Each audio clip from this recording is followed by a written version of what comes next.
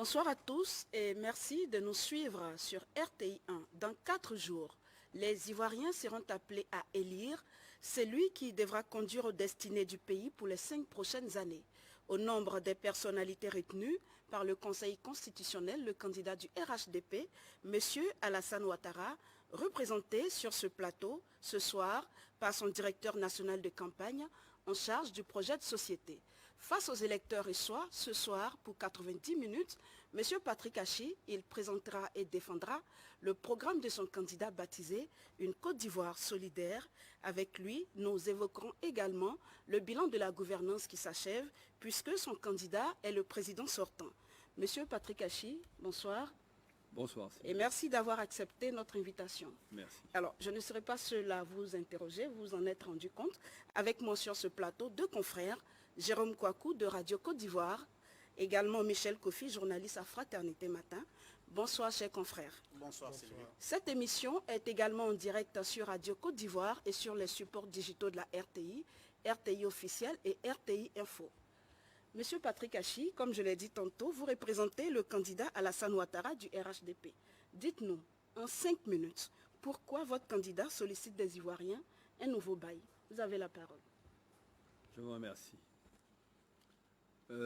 Ivoirien, Ivoirienne, je suis honoré de représenter le candidat Alassane Ouattara pour la présentation de son projet de société 2021-2025. Je suis également honoré de parler avec vous aujourd'hui de la Côte d'Ivoire. Cette Côte d'Ivoire qui avance, cette Côte d'Ivoire qui a fait des progrès énormes au cours des 10 dernières années.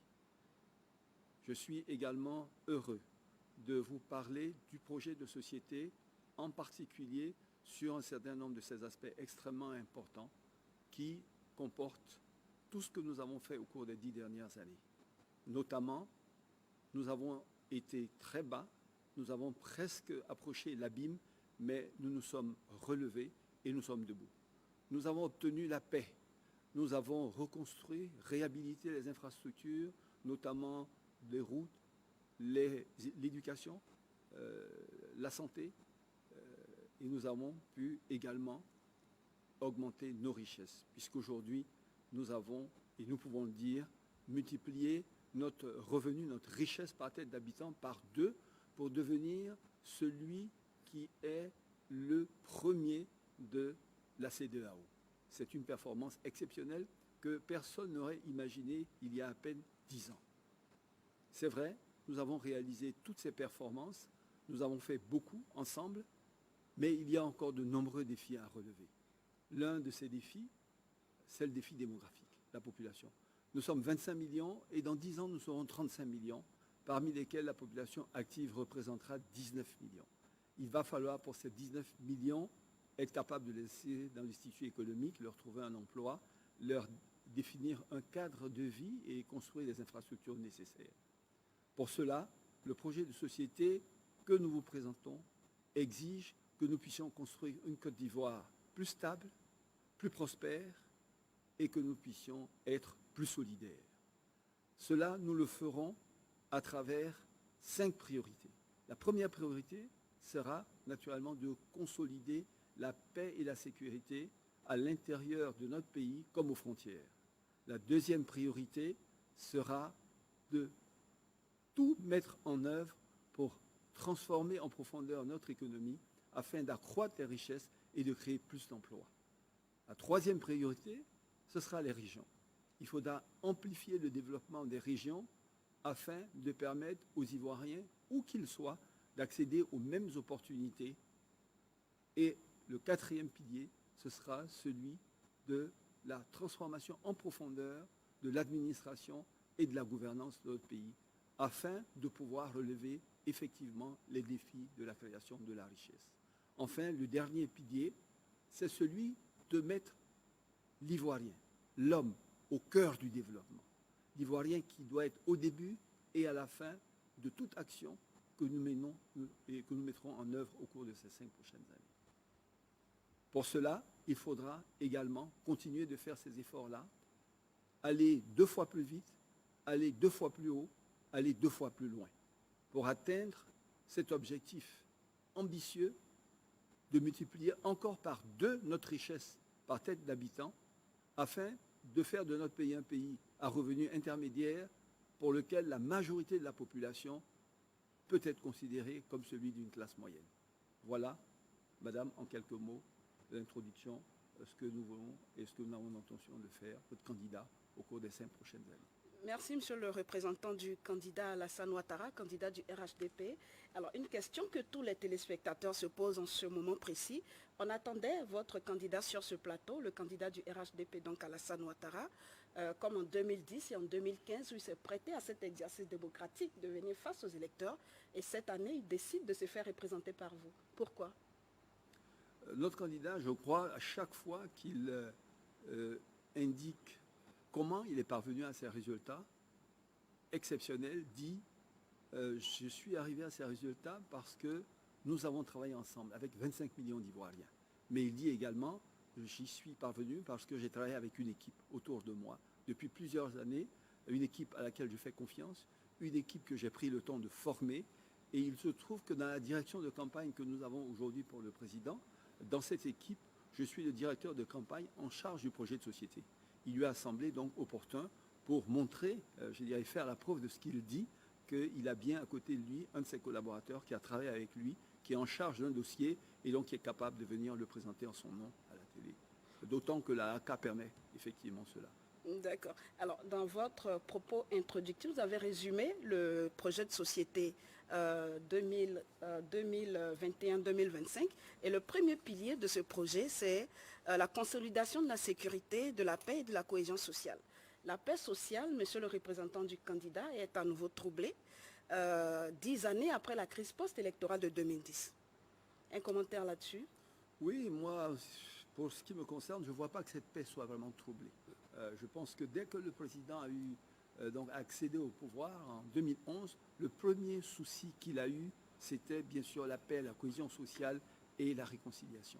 Il a créé donc la CDVR, vous le savez, avec la CONARIV, et à travers cela, identifié la plupart des personnes qui avaient été touchées, qui devaient donc indemniser, et il a mis en place un fonds de 10 milliards pour pouvoir les indemniser. 40% de ces fonds ont été décaissés pour pouvoir indemniser ceux qui avaient perdu des aides chères déjà, et le reste du processus continue. Mais au-delà, il a également cherché à tout faire pour que toutes les personnes qui étaient réfugiées rentrent. Le ministre en charge donc, du dossier est allé dans plusieurs pays de la sous-région et a réussi à convaincre de nombreux d'entre eux de rentrer. Aujourd'hui, on estime que pratiquement 99% d'entre eux sont rentrés. Un certain nombre d'entre eux, effectivement, avaient posé quelques conditions pour rentrer, qui étaient des conditions de sécurité juridique. Et pour cela, il a pris une loi d'amnistie qui a permis de tous ces amnistier. Et on peut dire qu'il en reste peut-être à peine 3 ou 4 000.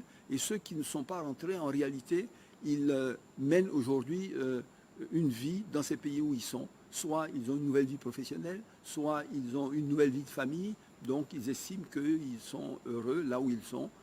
Et qu'il leur est loisible de venir ici quand ils veulent, mais on estime que cette mission est accomplie.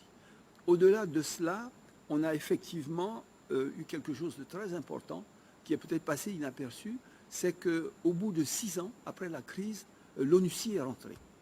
Quand vous regardez, pour que cette institution-là décide de partir, c'est qu'elle estime les conditions de vie normale, de retour à la vie normale, de paix, de quiétude sociale et de cohésion sociale sont atteintes. Je vais vous dire par exemple qu'aujourd'hui au Liban, 42 ans après, ils y sont toujours. Au Libéria, 17 ans après, ils y sont toujours. En RDC, 10 ans après, ils y sont toujours. Donc c'est déjà un critère pour dire qu'au-delà même de nos émotions ou de notre jugement, un acteur extérieur estime que la situation est revenue à une paix, à une réconciliation qui permettent aux Ivoiriens de vivre, d'avoir un retour à la normale. Mais en plus de cela, je continue, vous avez certainement remarqué que la Côte d'Ivoire a à nouveau été élue comme membre non permanent du Conseil de sécurité.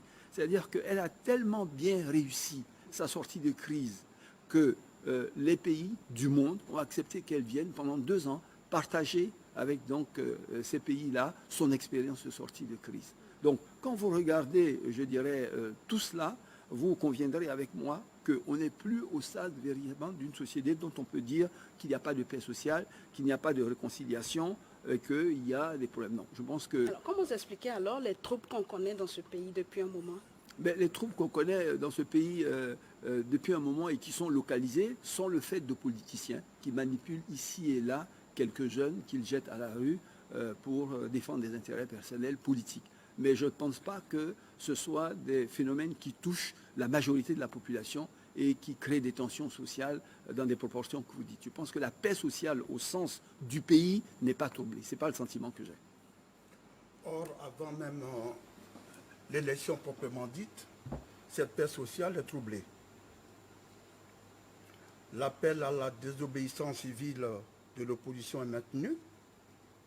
Pensez-vous que toutes les conditions sont réunies pour une élection apaisée le 31 octobre? Écoutez, en général, à l'approche des élections, il y a ici et là quelques petites tensions, mais sur ce dossier particulier d'appel à la désobéissance civile par l'opposition, j'avoue que je suis particulièrement déçu, honnêtement, parce que tout au long de ce processus, depuis le vote de la Constitution, depuis l'approbation du Code électoral, ainsi que la mise en place de tout le dispositif, après la validation des candidatures, des donc candidats de l'opposition, naturellement, il restait à aller à des élections dont la date était fixée le 31, puisque cette date, elle est constitutionnelle. Donc, on ne s'attendait pas à voir, je dirais, de remous ou quoi que ce soit. Ce qu'il nous semble, c'est que malgré tous les efforts de négociation qu'on fait, on a l'impression de voir cette opposition avancer et reculer, comme si, finalement, elle n'avait jamais envisagé d'aller à ces élections-là. Comme si, quelque part, elle attendait qu'un événement survienne pour que ces élections ne se réalisent pas dans les conditions où elles devraient se réaliser, ou que des événements surviennent pour conduire au report de ces élections-là. Ce qui n'est pas possible, puisque ça ouvre, je dirais, au niveau juridique, une voie incertaine que nous avons déjà connue par le passé, avec des arrangements politiques plutôt que le suivi, je dirais, d'une démocratie. Et je vous assure que pour moi-même avoir vécu ces moments-là, où il a fallu faire arrangement sur arrangement, où pendant 10 ans, le pays reste pratiquement stable, sans investissement, à ne rien faire, c'est la pire des choses qui puissent arriver à un pays. Et quand on a connu ce qu'on a connu ensemble au cours des 10 dernières, au cours de cette période de crise-là, je peux vous dire que la dernière des choses à laquelle on pense, c'est à nouveau de rentrer dans cela. Donc nous, personnellement, nous sommes perturbés. On ne comprend pas quels sont les fondements de cette décision-là pour les candidats qui ont été identifiés, pour les candidats qui ont candidaté et qui ont été désignés et qui devraient y aller aujourd'hui, de faire des discussions qui n'ont pas lieu d'être. Donc, d'ailleurs, moi, personnellement, quand je regarde cela, pour les partis qui ont été des partis oufouettistes, qui prônent par essence la paix, le dialogue, appeler à la désobéissance civile, je ne comprends pas ça du tout. Voilà, donc ce sont mes commentaires. La conséquence, c'est que sur plus de 7 millions d'électeurs inscrits, jusqu'au 26 octobre, c'est-à-dire à 5 jours du scrutin, seulement 41% des électeurs ont effectivement retiré leur carte selon la commission électorale indépendante. Est-ce que ces chiffres poussent à l'optimisme? Alors, 41%, c'est vrai, ça peut être vu sous plusieurs angles. Ce que je sais, c'est qu'aux dernières élections, à peu près à la même période, à un jour près, le taux de retrait devait être autour de 55%. Donc c'est vrai que quand on le compare comme ça de façon brute, on a l'impression que le taux au cours de cette sélection est un peu plus faible. Mais on peut le prendre autrement. Comme vous le dites, ici et là, il y a eu quelques tentatives pour empêcher les électeurs d'aller paisiblement, les Ivoiriens d'aller paisiblement retirer leur carte. On peut considérer que cela a joué donc sur le taux que vous donnez. Mais à la réalité, si je suis un électeur, j'ai la faculté, le jour de l'élection, d'aller et de retirer ma carte à l'intérieur du bureau de vote. Donc, même si je ne le retire pas avant, ça ne veut pas dire qu'on doit interpréter cela comme un manque de ma volonté d'aller voter. Donc, cet indicateur-là ne peut pas représenter le taux de participation. Moi, je dirais même d'ailleurs qu'avec toutes ces tentatives d'empêchement, si 41% des cartes ont déjà été retirées, et que pour le reste, les cartes qui sont là-bas, les populations pourront, le jour du vote, aller les retirer et voter sur place, moi je pense qu'on a des raisons d'être optimistes, que le taux de participation sera élevé. En tout cas, ça traduit au moins le fait que c'est aujourd'hui 41%, c'est près de 2 800 000, donc 3 millions d'électeurs qui sont déjà désireux d'aller voter. Je crois que c'est un bon signe. Les Ivoiriens veulent aller voter, les Ivoiriens veulent la paix, les Ivoiriens veulent la quiétude, Les Ivoiriens ne veulent plus vivre ce qu'ils ont déjà vécu. Et à mon avis, vous serez surpris le 31 octobre de voir le taux de participation, à quel point les Ivoiriens et les Ivoiriennes veulent tourner la page, je dirais, noire de leur histoire pour poursuivre, je dirais, le chemin radieux que le président Alassane Ouattara a commencé à leur faire emprunter. Alors, monsieur, en tout cas. Monsieur le ministre, les actions de l'opposition que vous jugez isolées mettent tout de même à mal la cohésion sociale. Si demain votre candidat est élu à la tête de la Côte d'Ivoire, comment compte-t-il recoller les morceaux, puisque la cohésion se fissure petit à petit? Comment finalement réconcilier les Ivoiriens? Est-ce que ce n'est pas devenu un impératif, cette réconciliation? Moi, je pense qu'honnêtement, il faut séparer deux choses.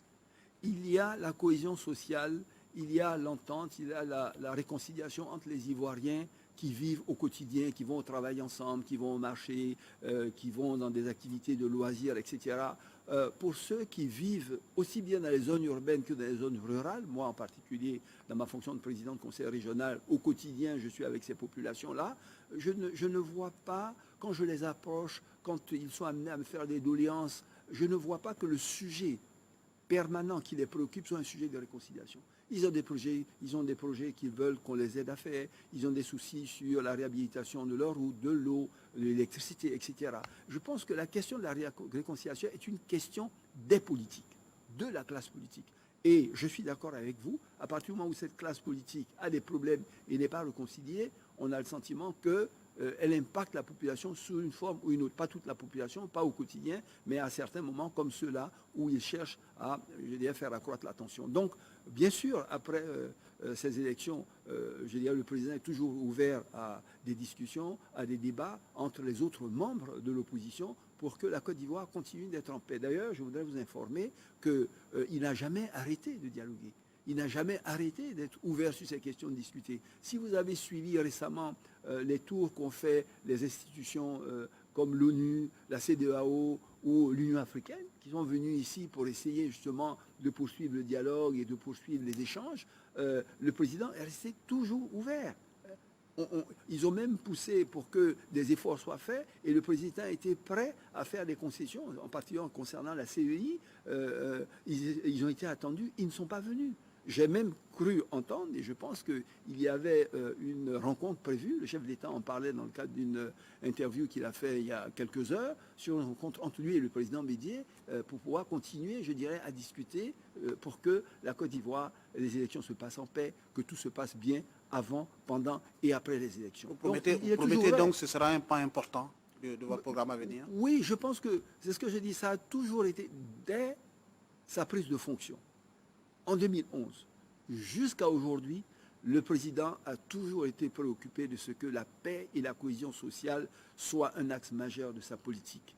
Parce qu'il est bien conscient que ce sont des critères fondamentaux, je dirais, de développement. Si vous n'avez pas un pays en paix, stable, où les personnes vivent dans la quiétude, vous n'attirez pas les investisseurs privés. Or, l'accroissement de la richesse, la réduction de la pauvreté que nous recherchons, ce n'est pas l'État seul qui va le faire.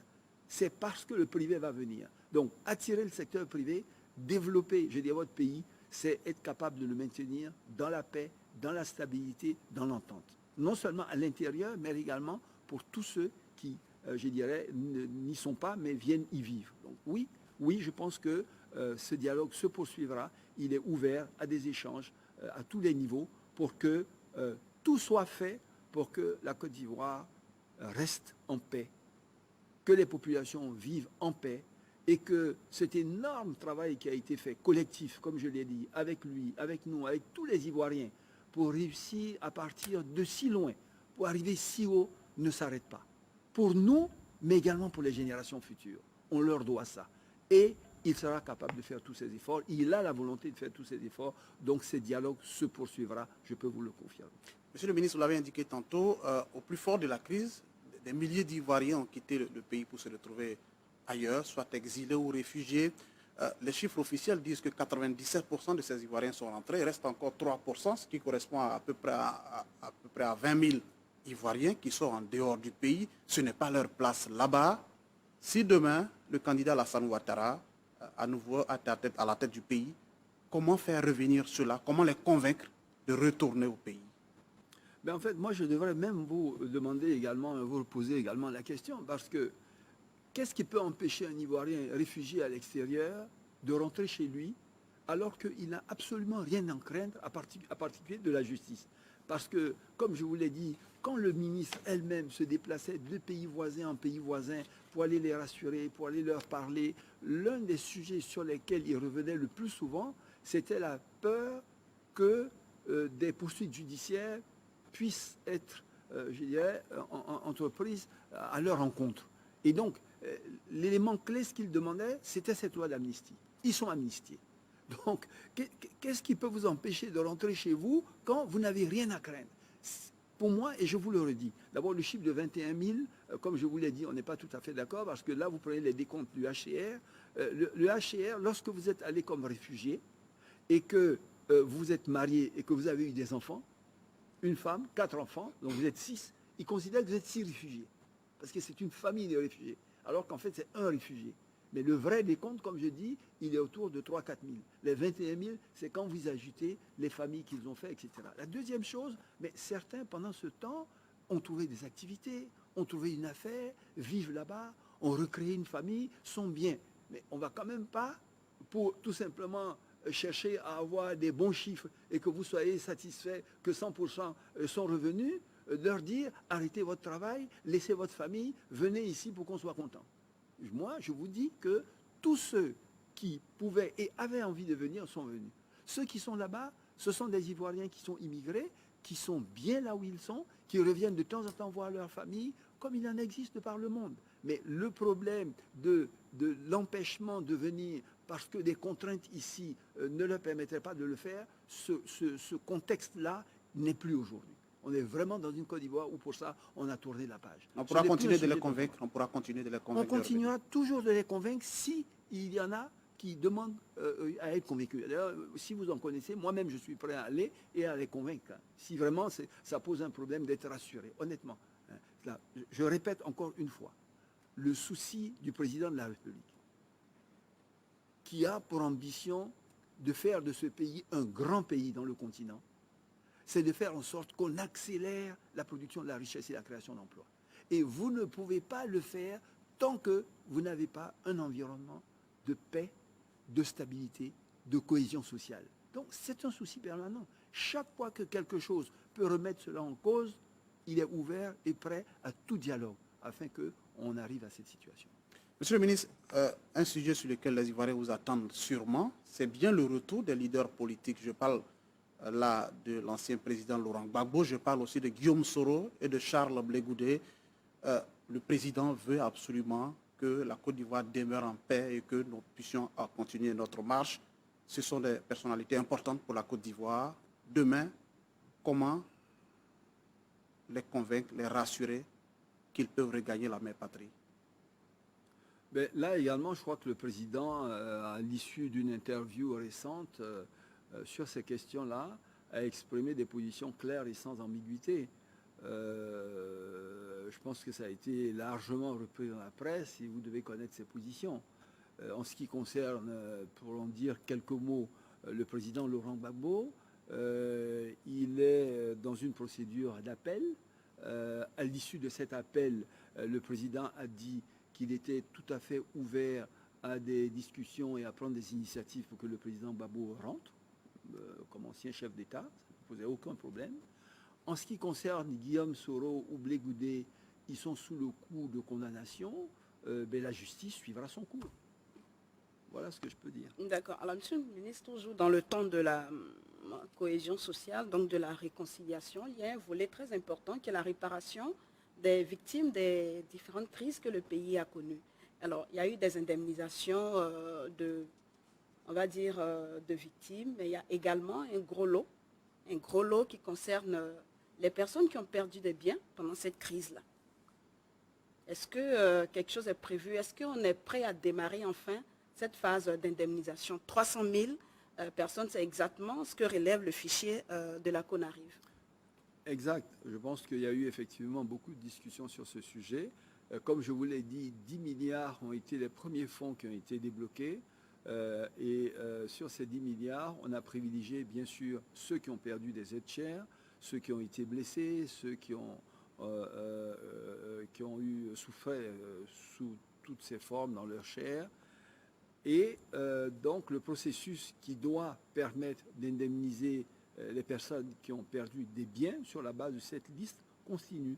Et je pense que normalement, à partir de 2021, la deuxième phase, celle qui consiste donc à indemniser ces personnes-là, va démarrer et se poursuivre normalement. Je crois que ce recensement avait bien pour objet cela, arriver à les indemniser. On a pris simplement la priorité, on a donné simplement la priorité à ceux qui avaient souffert, je dirais, dans leur chair ou avaient souffert vraiment de la perte de chair. Mais le processus continuera, je peux vous le garantir. D'accord. Bon point pour la Côte d'Ivoire et mauvais point aussi pour la Côte d'Ivoire. Bon point, depuis le 14 octobre, la Côte d'Ivoire siège de nouveau au sein du Conseil des droits de l'homme de l'ONU. Mauvais point, paradoxalement, des organisations telles que Amnesty International dénoncent des cas de violation des droits de l'homme, notamment des arrestations arbitraires, des prisonniers sans jugement. Quels commentaires vous inspirent ces contradictions? Mais en fait, nous ne partageons pas du tout le point de vue de ces ONG, de dire que, je dirais, il n'y a pas de respect des droits de l'homme dans le pays. D'ailleurs, nous le leur avons officiellement notifié, oralement, verbalement, en les rencontrant par écrit. Et d'ailleurs, on trouve à la question que vous posez la réponse dans le développement que vous avez fait. Ça fait la 3e année consécutive que la Côte d'Ivoire, effectivement, siège au Conseil des droits de l'homme des Nations Unies. Et nous avons été élus, vous le savez, par 182 voix sur 190.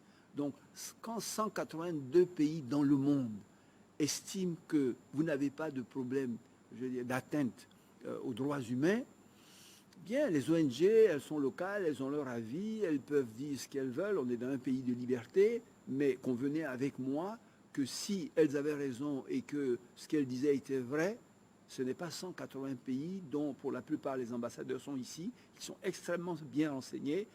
Ces pays n'auraient pas voté, on n'a pas eu le score qu'on a obtenu. Donc je crois qu'il y a des convictions qui se font, mais honnêtement, sur cette question-là, on est serein. D'accord. Alors, on va parler à présent de sécurité et de défense. C'est un élément qui occupe une bonne place également dans votre projet de société. En termes de sécurité intérieure, est-ce qu'on peut faire un bilan de vos actions et puis également les perspectives pour améliorer la sécurité de vos concitoyens? Alors, en ce qui concerne la sécurité, vous touchez là un point où, honnêtement, mon sentiment, c'est que c'est certainement l'un des domaines où on a le mieux réussi. Vous savez, je pense que vous étiez là, quand on sortait en 2011, au moment où son Excellence le Président de la République, Alassane Ouattara, était en train de prêter serment, des corps jonchaient encore le sol à Abidjan.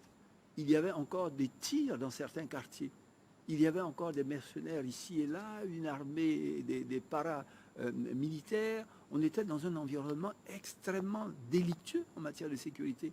Vous ne pouviez pas quitter un endroit à Abidjan, un quartier, pour aller dans un autre quartier, sans avoir la peur au ventre de vous dire qui vous allez rencontrer, qui allait vous arrêter. Vous étiez dans une situation où vous pouviez être pris à partie, violenté, mais en toute impunité, sans savoir même à qui vous adresser. Il n'y avait plus de commissariat, il n'y avait plus rien. Le pays était branle-bas. On est parti d'une situation de chaos et j'ai le sentiment que souvent les gens l'oublient. Vous savez, quand vous retrouvez la sécurité, vous oubliez, je dirais, qu'il y a la sécurité. Vous avez l'impression que c'est normal. Voilà d'où on est parti. Aujourd'hui, honnêtement, à toute heure du jour et de la nuit, je vous mets au défi d'aller d'un quartier à un autre, toute seule, au volant de votre voiture. Monsieur le ministre, que dites-vous du phénomène des microbes? C'est qu'on appelle les enfants confiés avec la loi. Ce que j'ai dit donc, c'est que véritablement, tous les calculs que nous faisons montrent que nous sommes passés d'un indice de sécurité de 4, donc celui vraiment d'un pays pratiquement en quasi-instabilité, à l'indice 1,2, qui est celui qu'on trouve dans tous les pays développés au monde. C'est-à-dire qu'aujourd'hui, en Côte d'Ivoire, on a un niveau de sécurité qu'on n'a jamais imaginé, nous, même à cette époque, qu'on pourrait attendre aujourd'hui. Et ces efforts ont été obtenus parce qu'on a su investir. En ville, on a près d'1 millier de caméras de vidéosurveillance. On a construit de nouveaux commissariats, on a construit de nouveaux postes de gendarmerie, on a équipé nos forces, on a formé les gens. Donc c'est tout ça qui est le résultat de cette quiétude dans laquelle vous vivez aujourd'hui et qui est extrêmement important parce que là également, c'est un indicateur d'attrait des investisseurs privés. Ils ne vont pas là où il n'y a pas la sécurité, là où ils se sentent en danger. Donc je crois, et d'ailleurs je voudrais au passage remercier Monsieur le Premier ministre actuel, qui était alors ministre de l'Intérieur et de la Sécurité, qui a fait un travail fantastique, qui n'a pas toujours été facile. Mais je pense que là, honnêtement, il faut, s'il y a un endroit où les Ivoiriens peuvent être fiers des résultats qu'ils ont obtenus, c'est vraiment celui de sécurité. C'est pour ça que je vous ai dit que je dirais l'ONUCI est parti, que nous avons été appelés, je dirais, au Conseil de sécurité et toutes ces choses-là. Donc, soyons heureux de cela. Oui, vous disiez? Le phénomène des microbes, vous connaissez? Oui, les enfants en conflit avec la loi. Oui, alors, le phénomène du microbe n'est pas un phénomène nouveau. Vous en parlez comme si c'est un phénomène nouveau. Non, c'est encore un héritage. C'est un phénomène existant tout de même. Non, c'est un phénomène existant, mais dans des proportions qui n'ont rien à voir avec ce qu'ils étaient lorsqu'on était en sortie de crise. Puisque tout ça, c'est un héritage, je dirais, de la crise. De jeunes qui ont été obligés, contraints par la crise, de ne pas pouvoir poursuivre leurs études, et c'est vraiment malheureux, qui n'ont pas pu avoir l'éducation qu'il fallait et qui se sont adonnés à des actes. Et donc, il a fallu effectivement assez rapidement prendre le taureau par les cornes. Dès le départ, on a mis en place des opérations spéciales pour pouvoir s'occuper effectivement de ces cas-là. Il y a pratiquement 52 000 enfants microbes qui ont été interpellés et 2200 parmi eux qui ont été incarcérés. On a détruit des sites, je dirais, de drogue, de fumoirs, etc. Aujourd'hui, le phénomène s'est réduit à quasiment rien. Ça ne veut pas dire qu'il a totalement disparu. Tant qu'on est dans un pays et que la situation, je dirais, du passif qu'il a fallu gérer en termes de jeunes délinquants, il faut le gérer petit à petit. C'est un phénomène qui va continuer, mais aujourd'hui, il n'a absolument rien à voir en termes de proportion avec ce qu'il a été il y a quelques années. Alors, qu'est-ce qui... Allez-y. Monsieur le ministre, même le coronavirus ne nous tue plus. Mais ces microbes-là, ils tuent. De quel antibiotique avez-vous besoin pour éradiquer ces microbes? Non, c'est ce que je vous dis. C'est comme si vous me dites, il existe toujours des bandits, ou il existe toujours des braqueurs, ou il existe toujours des coupeurs de route. Mais tant que les êtres humains vivront dans un environnement, il existera toujours un certain nombre d'entre eux qui poseront des actes délictueux. Le rôle de l'État, c'est de faire en sorte que ces faits ne prennent pas des proportions au-delà de ce qui est acceptable et que chaque fois que cela se présente, ils aient les moyens de réagir.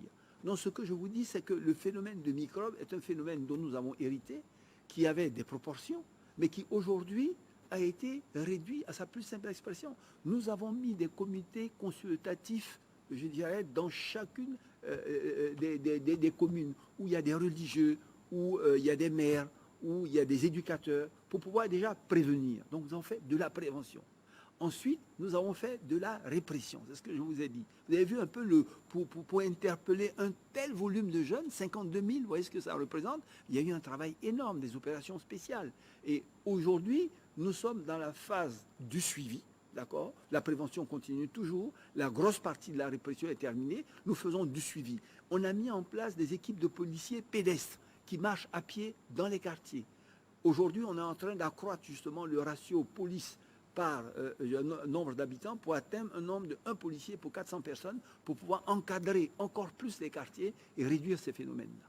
Monsieur le ministre, vous avez évoqué tantôt le phénomène des coupeurs de route. Oui. Parlons-en. Nous sommes en pleine campagne du cacao et déjà, les coupeurs de route sont de retour sur nos routes. Là, c'est la grosse crainte des producteurs, c'est de se faire dépouiller et cela arrive chaque jour. Comment contrer le phénomène des coupeurs de route sur nos routes? C'est vrai, vous avez parfaitement raison sur cette question qui est importante pour nos populations en fonction des cycles agricoles. Je dirais que ce soit le coton, le café, le cacao, l'anacarde, etc. Chaque fois qu'il y a transaction financière, soit achat ou vente, donc on soit en période, je dirais, de récolte, les bandits choisissent donc des voies ou des zones pour aller commettre, je dirais, ces forfaits, coupeurs de route. On en a parfaitement conscience. On a une carte qui identifie sur l'ensemble du territoire national, en fonction des spéculations, les zones à risque. Et là également, nous réalisons des opérations spéciales. Il y a quelques années, c'est-à-dire 2012-2013, on comptait en moyenne sur l'année entre 16 et 17, précisément 7,5 attaques de coupeurs de route par mois. On a mis donc en place des équipes spéciales avec des moyens adaptés et avec un programme d'intervention qui a permis de 2013 à aujourd'hui d'arriver à une moyenne de 2,7 par mois. Comme vous le savez, sur ces questions de sécurité d'ailleurs, c'est pour vous montrer à quel point c'est l'un des secteurs prioritaires pour lesquels le président a accordé toute son attention. C'est le premier organe rattaché à la présidence qui a été créé, c'est le Conseil national de sécurité. Au début, donc juste à la sortie de la crise, ce Conseil national de sécurité qui comprend tous, je dirais, les forces de défense et de sécurité, donc les corps confondus, le Conseil présidentiel, le Premier ministre et les ministères sécuritaires clés, donc ce Conseil-là, se réunissait toutes les semaines pour faire les statistiques sur chaque type de délit, les coupeurs de route, les braquages, etc. Et aujourd'hui, il se réunit tous les mois. Tous les premiers jeudis du mois, à la présidence de la République, nous avons la réunion du Conseil de sécurité où les sécurocrates viennent nous présenter la situation des statistiques sur tous les types de délits. Et on regarde les courbes, est-ce que c'est monté, est-ce que c'est descendu, quelle opération faut-il entreprendre, etc. Donc je vous dis, sur les coupeurs de route, on a des opérations spéciales, on a des équipes qui sont spécialement formées, on a acheté des équipements pour cela. Aujourd'hui, on a des drones qui permettent également de surveiller justement ces zones-là à certains endroits. On a énormément investi dans la technologie.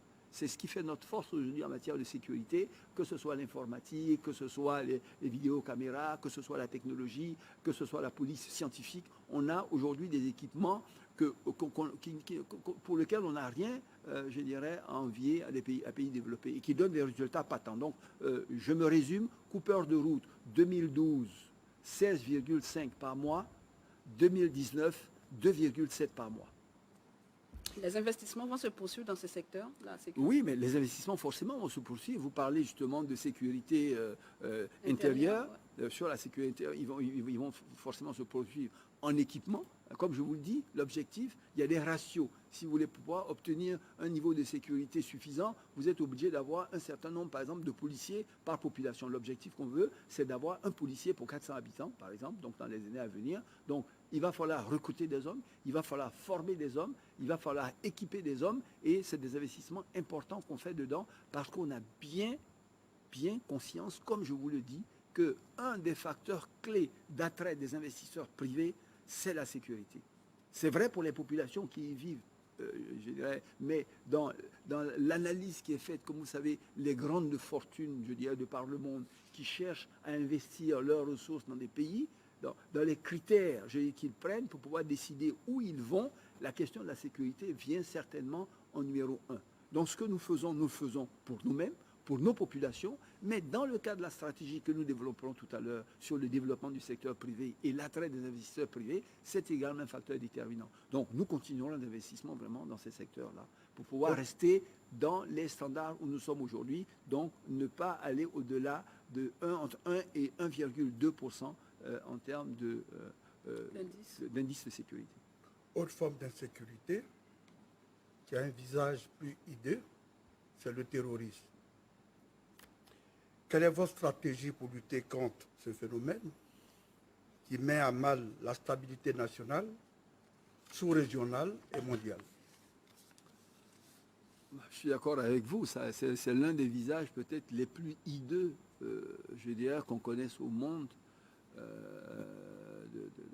d'attaque. C'est quelque chose d'ignoble, d'injuste, et nous l'avons vécu malheureusement, et nous en sommes conscients. D'autant que nous vivons cela, sinon dans notre pays, mais au quotidien, à notre frontière. Ça veut dire que ça constitue pour nous une menace qu'il faut juguler. Vous savez, dans ces domaines-là, la première chose, c'est d'abord la prévention. Et la prévention, c'est le renseignement. Si vous n'êtes pas renseigné, et que vous devez découvrir le phénomène lorsqu'il survient, il est trop tard, et quels que soient vos moyens, les conséquences sont en général plus graves. Donc aujourd'hui, on fait de la coopération de renseignement avec les pays voisins, voilà, qui eux également font face à ça. Et cet échange d'informations-là nous permet, je dirais, d'avoir une connaissance parfaite des mouvements, de où ils sont, de qu'est-ce qu'ils font, etc. Donc coopération sous-régionale, également au niveau de la CEDEAO, au-delà des voisins, il y a, je dirais, des organes qui ont été mis en place pour qu'on partage l'information. La deuxième chose, ce sont des opérations conjointes à nos frontières, c'est-à-dire avec les forces militaires des autres pays et les nôtres, nous menons régulièrement des opérations. Pour certaines, elles sont publiques, connues de vous. Pour certaines, elles sont secrètes, mais régulièrement, on mène des opérations conjointes, je dirais, à nos frontières pour maintenir, je dirais, cette surveillance. Et troisièmement, nous menons également des opérations en interne parce que un certain nombre de lieux, comme les forêts ou certaines forêts classées, sont des lieux de prédilection, je dirais, de naissance et d'éclosion de ces mouvements-là. Et si vous n'y prêtez garde et qu'ils prennent un certain volume, après, ça devient difficile à juguler. Donc, c'est tout cela qu'on fait. Et là également, ça a requis l'acquisition de moyens importants. Il faut avoir des moyens aériens, des hélicoptères de combat, des hélicoptères de transport de troupes, des avions de surveillance, des drones spécialisés. On a énormément investi dans la sécurité des Ivoiriens. Et je pense qu'aujourd'hui, on estime que c'est un phénomène qu'on observe, qu'on regarde, mais pour lequel on n'a pas d'inquiétude majeure. D'accord. Alors, Monsieur le ministre, on va passer à, on va dire, votre sujet de prédilection, les questions économiques, également les questions de société. Alors, votre programme 2021-2025, il est axé sur la solidarité. Alors, qu'est-ce qu'une Côte d'Ivoire solidaire et pourquoi maintenant une Côte d'Ivoire solidaire? Alors, une Côte d'Ivoire solidaire, c'est un terme générique qui contient beaucoup de choses. Mais je pense que ce qu'il faut retenir d'important, c'est le constat, c'est l'analyse et le constat que nous avons fait. Je vous disais tout à l'heure que le président a regardé attentivement les performances que nous avons été à même de réaliser au cours des 10 dernières années, qui sont des performances exceptionnelles, reconnues par toutes les instances, je dirais, nationales, mais surtout du monde. Et il a dit, on doit continuer, mais on doit continuer pour aller plus loin. On doit continuer pour aller plus loin, pour juguler un certain nombre de défis qu'aujourd'hui, déjà, on commence à percevoir. On est 25 millions d'habitants aujourd'hui, Sylvie. Dans 10 ans, on sera 35 millions d'habitants, dans lequel 19 millions, ça sera la population active. Mais si vous n'avez pas 19 millions d'emplois, si vous n'avez pas des infrastructures de santé, d'éducation, pour pouvoir servir les besoins de base de ces 19 millions de personnes, vous créez les conditions d'une explosion sociale qui crée les tensions, qui crée ceci. Souvent d'ailleurs, on parle de coexistence pacifique, on parle de tensions, mais en fait, pour finalement parler de problèmes d'emploi, de problèmes d'insécurité. C'est-à-dire les jeunes aujourd'hui, pour certains qui n'ont pas des emplois, vous leur donnez quelques billets, ils sont prêts à tout faire. Chaque fois que dans une société, vous avez presque le plein emploi et que les gens ont un niveau de vie décent et un confort auquel ils aspirent, vous avez très peu de troubles, vous avez très peu de tensions. Donc, à la fin de la journée, vous comprenez bien que ce défi il doit être relevé. Donc, le projet de société dit quoi? Il dit, je vais avoir 19 millions de personnes qu'il va falloir bien sûr insérer. Il faut que dès aujourd'hui, je commence à y réfléchir parce que ce n'est pas au moment où on le découvre qu'on le règle. Il faut que chaque acte que je pose aujourd'hui adresse cette question-là. Et donc, on dit, il faut accroître la richesse. Il faut à tout prix accroître la richesse pour accroître également les emplois. Mais il faut accroître la richesse comment? Ce n'est pas l'État qui fabrique la richesse. Ce n'est pas l'administration qui fabrique la richesse. C'est le secteur privé, de par le monde. Et chaque État fait tout pour attirer au maximum les personnes du secteur privé pour créer de la richesse. Mais nous, on se rend compte de quoi sur notre expérience passée de toutes ces années-là? Je vous ai dit qu'on a touché le fond et qu'on a commencé à se relever. On s'est rendu compte que malgré toutes les incitations fiscales qu'on fait, malgré les conditions d'attraction assez importantes pour nous, le secteur privé ne croît pas aussi vite qu'on souhaiterait. Il n'y a pas suffisamment de grandes entreprises, il n'y a pas suffisamment de PME pour qu'on puisse créer suffisamment d'emplois et générer suffisamment de revenus pour que l'État utilise ces revenus pour pouvoir investir dans l'éducation, dans la santé, etc. Donc on fait quoi? On croise les bras, on attend que, après tout ça, un vienne, deux viennes, etc. Non. On parle de transformation, par exemple, du cacao, ou on parle de la noix de cajou. Mais ces transformations-là, si ceux qui doivent transformer ne viennent pas, on fait quoi?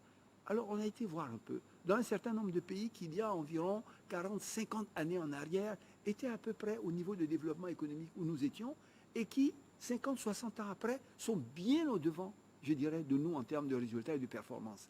Et à quelle conclusion nous sommes parvenus? C'est que si l'État ne s'investit pas plus dans le soutien, l'appui au développement de ces petites entreprises et de ce secteur privé, mais il ne va pas croître à la vitesse qu'il faut pour absorber tous ces emplois-là. Donc le changement majeur, le changement de cap, ce que nous on a appelé dans le projet de société, le changement de paradigme, c'est de dire, écoutez, les missions que nous avions par habitude, qui étaient des missions régaliennes, construire les routes, mettre de l'eau, de l'électricité, nos missions naturelles, former des hommes, les soigner, si on ne fait que ça, et qu'on regarde le secteur privé et attendre qu'il croisse, ça ne va pas suffire. Il faut que nous-mêmes, on aide le secteur privé à croître. Et ça, ce sont des exemples qu'on peut vous donner. Tiens, je vais vous donner un exemple. Vous mangez vous avez bien les carpes brisées, la tiéké, vous mangez ça. Comme tout Ivoirien. Comme tout Ivoirien, d'accord. Alors, ces carpes brisées, pour certaines, pour la plupart d'entre eux, viennent d'Asie ou du Brésil, congelés. C'est des cartons congelés que vous achetez, non? Au port, en général. Voilà. Mais est-ce que vous savez que pour certains pays, le Brésil par exemple, c'est en Côte d'Ivoire qui sont venus il y a 40 ans chercher les alevins de carpe. Ils sont retournés avec, ils ont développé une véritable industrie, je dirais, du poisson. Ils sont aujourd'hui pratiquement les 3e exportateurs mondiaux. Ils ont créé des centaines de milliers d'emplois. Nous, 40 ans après, on continue, malgré qu'on ait une qualité d'eau. On a des fleuves, on a des lagunes, on a tout ça, mais on attend d'aller acheter du poisson qui a été fait à des dizaines de milliers de kilomètres et qui sont congelés pour venir. Si l'État dit, j'attends que le secteur privé de l'aquaculture se développe, mais on y est. Dans 3-4 ans, on y est. Parce que, en fait, ce n'est pas bien compliqué. Il faut trouver des alevins. Il faut les donner à des gens qui sont des jeunes, qu'on peut former rapidement. Il faut leur donner quelques enclos sur un fleuve, sur une lagune. Il faut qu'ils aient la possibilité d'avoir des aliments à donner à ces alevins. Et puis, au bout de 6 mois, ils ont une carpe.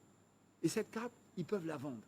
Donc, quand vous regardez ça, vous vous rendez compte que c'est tout un écosystème.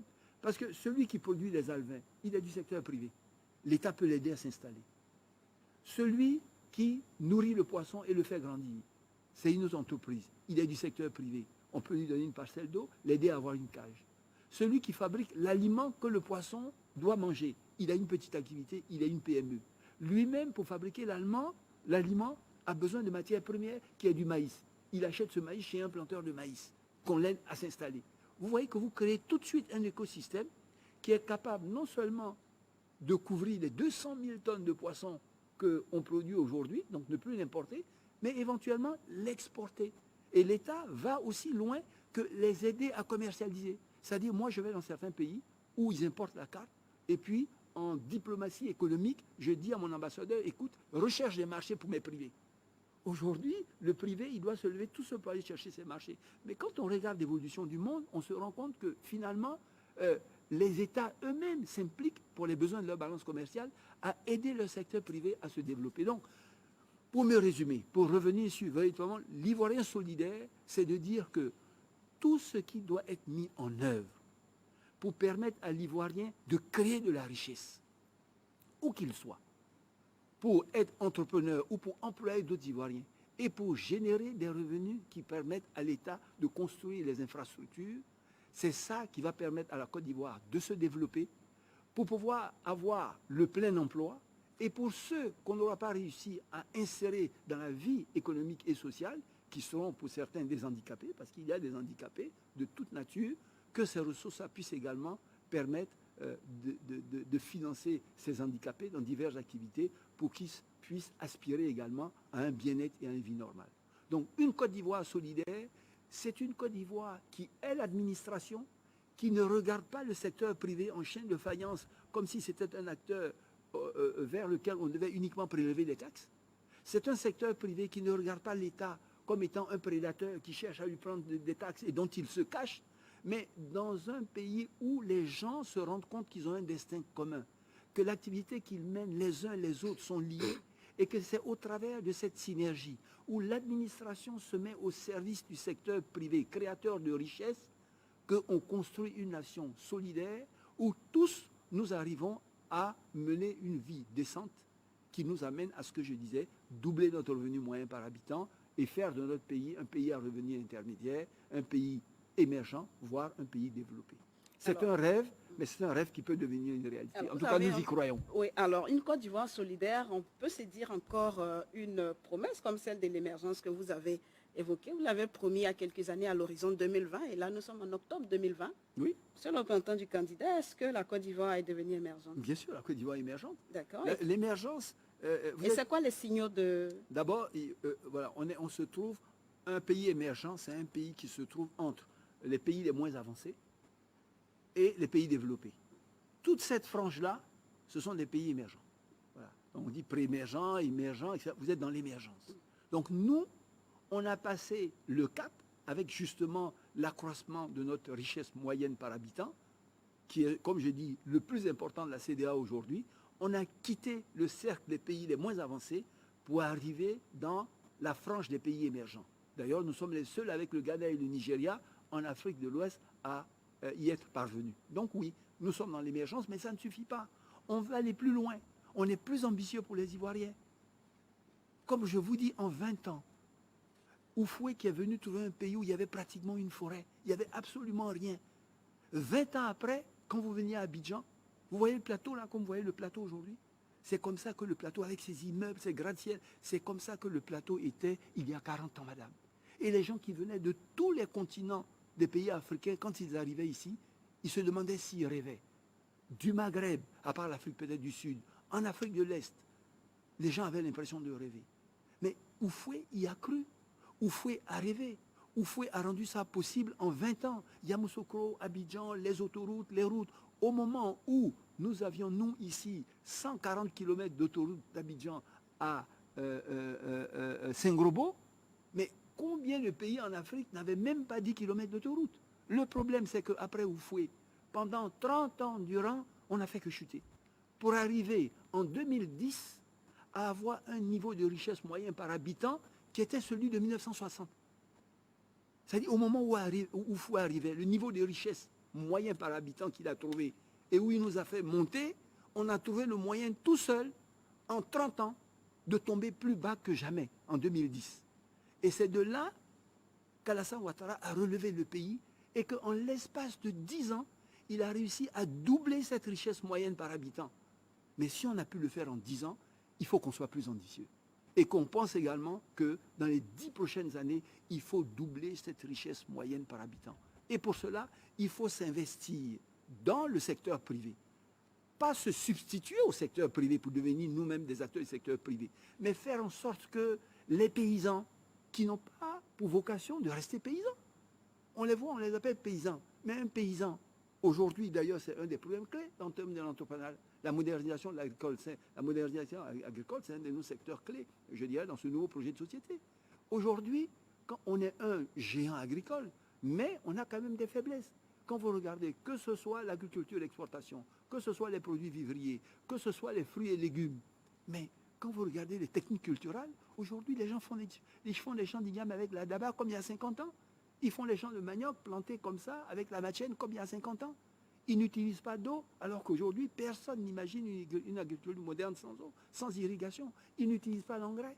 Les sols s'appauvrissent, alors qu'aujourd'hui, aucune agriculture moderne n'utilise pas d'engrais. Ils n'utilisent pas de mécanisation.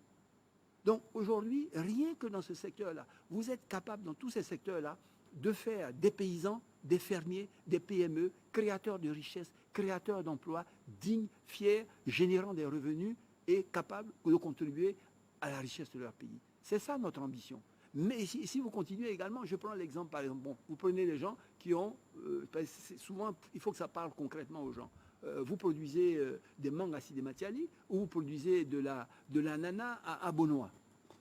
Mais aujourd'hui, vous vous rendez compte que non seulement on a des problèmes de rendement, mais quand ils le produisent souvent, parce qu'il y a des problèmes de logistique, etc., ils perdent 40 à 50% de leur production. Vous avez la possibilité aujourd'hui de faire la transformation locale dans les régions. Dès que vous le cueillez, de faire déjà, de les pré-presser. Voilà. Et ça, c'est une administration, c'est une activité semi-industrielle, que ce soit du jus brut d'ananas ou du jus brut de mangue. Donc vous ne perdez rien. Et après, vous pouvez le transférer dans un centre plus grand où on le raffine pour faire du jus. Donc vous pouvez améliorer le rendement de l'agriculteur et lui permettre de produire mieux, de produire plus, de gagner plus, mais vous pouvez également ajouter à ça un petit transformateur local qui est un petit industriel, qui est mécanisé. Et à côté, bien sûr, s'il a de l'engrais, il y a quelqu'un qui produit de l'engrais. S'il a la mécanisation, il y a une petite entreprise qui fait l'entretien de la mécanisation. Il y a quelqu'un qui fait l'entretien des canaux d'irrigation.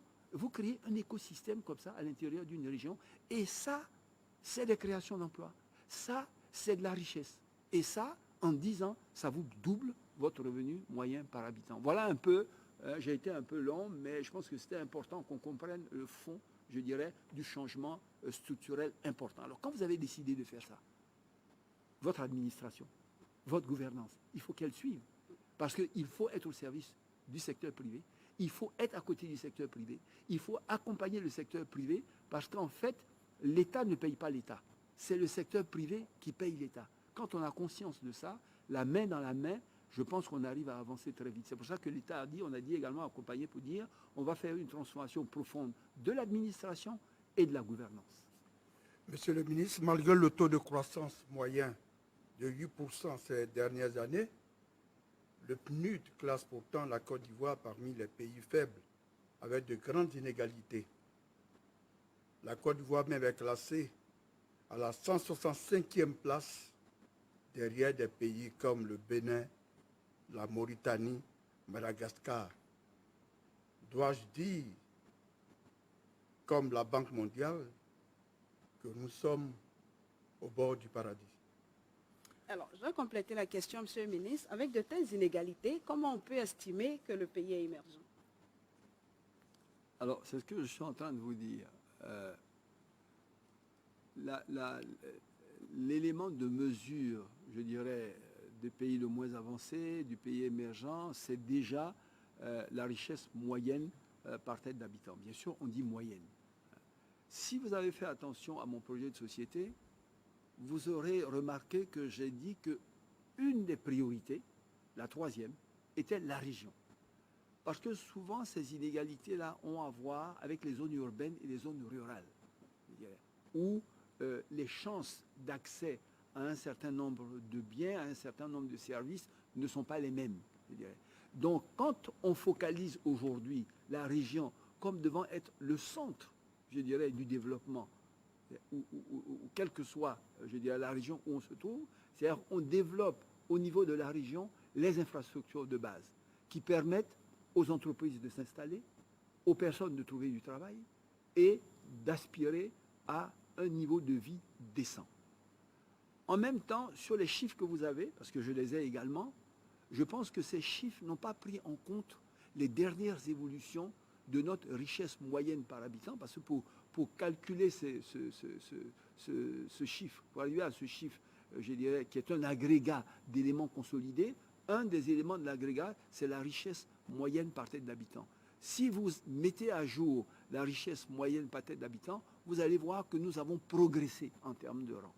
Mais nous-mêmes, estimons que nous pouvons faire plus, que nous pouvons faire mieux. Voilà. Donc, oui, nous estimons que 8% de taux de croissance en moyenne par an sur les 8 dernières années nous ont fait des bons prodigieux, qu'on ne peut pas être à la fois extrêmement riche et être totalement inégalitaire, mais qu'on n'est pas dans une égalité parfaite et que souvent cela se vit, ces différences-là, entre les milieux urbains et les milieux ruraux.